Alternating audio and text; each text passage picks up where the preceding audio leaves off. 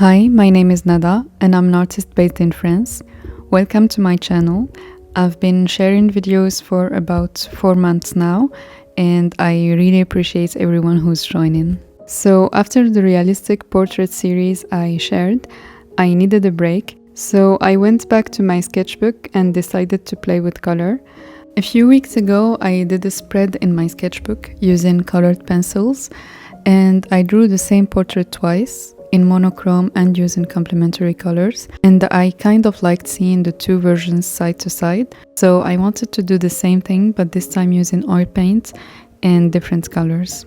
I wanted to do two versions of this portrait, and in this video I'm sharing the first one. So it's a monochrome using just phthalo blue, I don't know how it's pronounced, which is a strong and beautiful color, and black and white to adjust the values. I think I was inspired by the beautiful paintings of an artist called Andrew Kadima, who has such a great mastery of color and values and always seems to have fun while painting. So to prepare my sketchbook paper, I followed the same process as in a previous video. So 2 coats of Bindex on a moleskin sketchbook. Then I did some premixes to create a range of values. As I explained in a previous video, I usually start with the background because it helps me see the values and colors of the portraits more clearly. If I wait until the end to add the background, it can change the way the portrait looks, and sometimes not in a way I like. For this one, I hesitated between painting the background in the same colors as the portrait or adding some variation. I finally decided to add some Naples yellow to the phthalo blue. I just checked and it's pronounced phthalo, and I've been saying phthalo for a long time. Anyway, I added this color to the background to create more contrast, so the portrait would be the center of attention. I like this mix of Naples yellow and phthalo blue. I'll have to get used to this new pronunciation. So spoiler alert, I decided to paint the second portrait on the right using this color mix, and I'll share that process in the next video. Then I started adding the dark values in the hair and shirt, followed by the midtones. And I always try to save the highlights and darkest darks for the end. By the way, for this painting, I used a reference picture I found on Pinterest. I'll put the link to my reference board for portraits in the description if you need some references. And I chose this picture because it had a good contrast between light and shadow. We got nowhere to be, just a slow dance with the summer heat. The world outside can't wait a few, 'cause right now we got nothing else to do. Then I moved to the face, following the same steps: darks, midtones, lights, then highlights and dark accents. Feet on the wall, your head on me, floating easy. We got nowhere to be, got nowhere to be.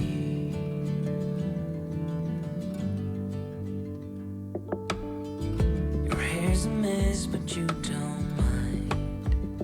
You just laugh, let it fall where it lies. After defining the features, I drew this line that separates the lights and shadows. It's called the terminator, and it won't be visible in the final result, but it helps me while painting. Oh, it feels like that, like summer air through window cracks. Oh, it feels like that, like the summer sun on quiet tracks. Oh, it feels like that, like the summer rain that falls so slowly on the naked skin upon your back. Oh, it feels like that, like a love song on a worn out track. Yeah, it feels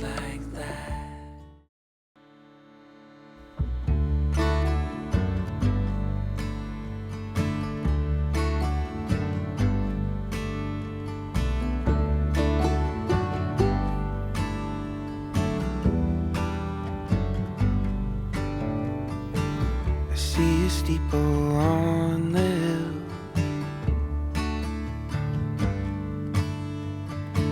You're bringing out your bread and wine.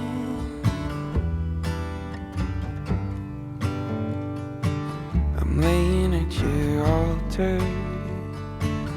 I can be your sacrifice.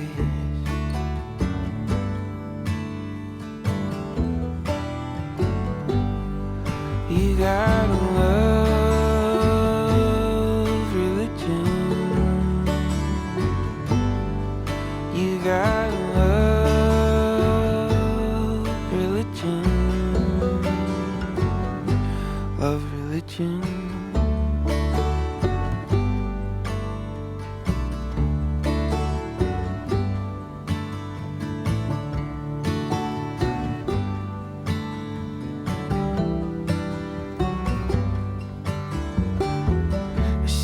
Holding rattlesnakes.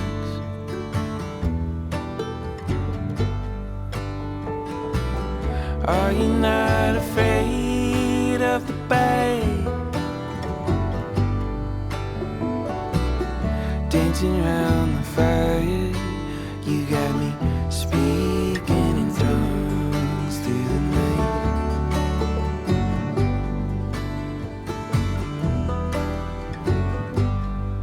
You gotta love religion. You gotta love religion. You gotta love religion. You gotta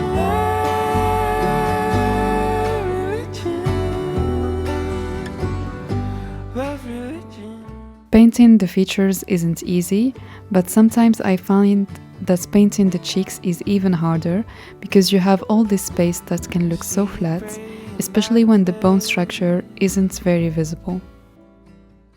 In this painting, for example, I found that adding the highlights for the cheekbone really helped me make it look three-dimensional.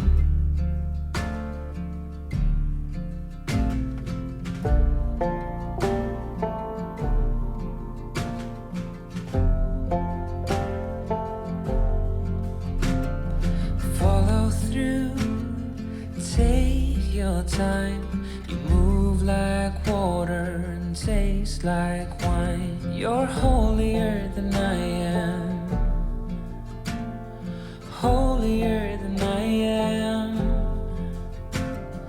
Gentle hands, gold-lit eyes. I am a man made of borrowed time. You're holier than I am.